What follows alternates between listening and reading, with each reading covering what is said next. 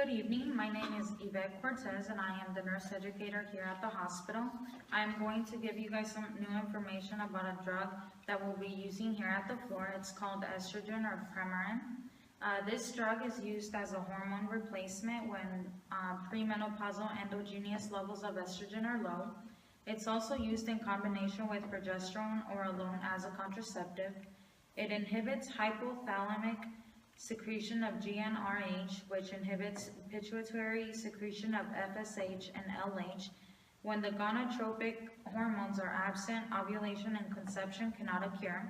It produces cervical mucus that resists penetration of the sperm. This drug may be prescribed to patients with deficiency states such as adolescent girls with delayed sexual development, or with women of reproductive age such as patients of age 12 to 45 who do not have periods or abnormal uterine bleeding. Some of the most adverse effects that occur with the use of estrogen are increased risk of thromboembolic conditions such as a thrombophlebitis, pulmonary edema, cerebral thrombosis, and coronary thrombosis. It stimulates blood clotting.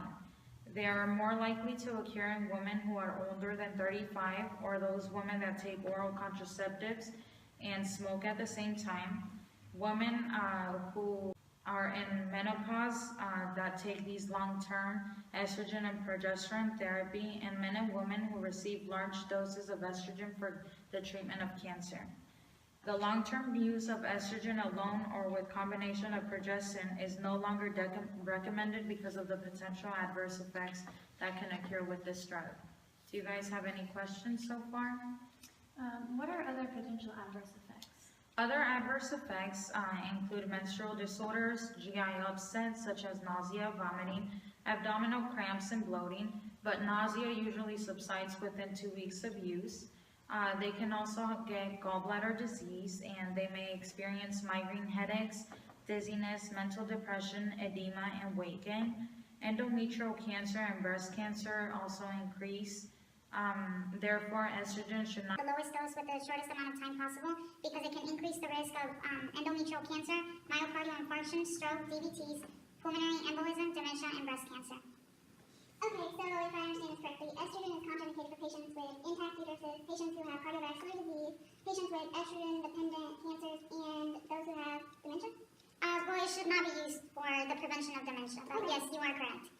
Is there any more questions you guys have? What are some of the important assessments that the nurse should do? Well, for any patient that is considered high risk, for those that we have previously listed, the nurses need to assess their blood and their pregnancy status, because it is considered a pregnancy category X, so the patient should not be pregnant. You should also assess the lipid panel, as well as having a breast examination and a mammogram and a pelvic examination. Do you guys have any other questions? So what are some of the important teaching information?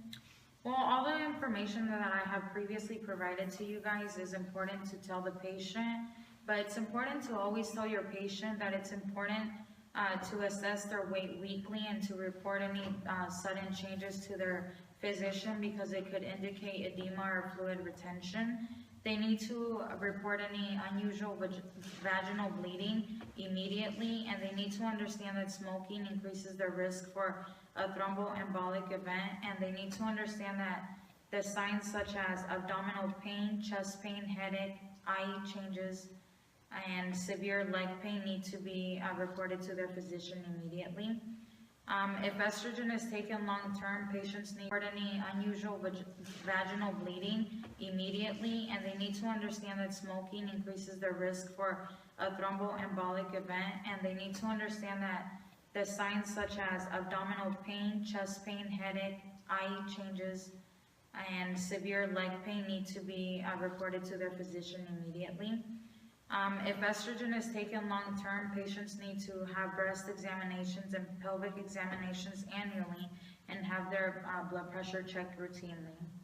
Is there any more questions that you guys have? No. Okay, well, I have this pamphlet that can be given to your patients to help you educate them. So if you guys would like to take one, feel free to take them there at the center of the table.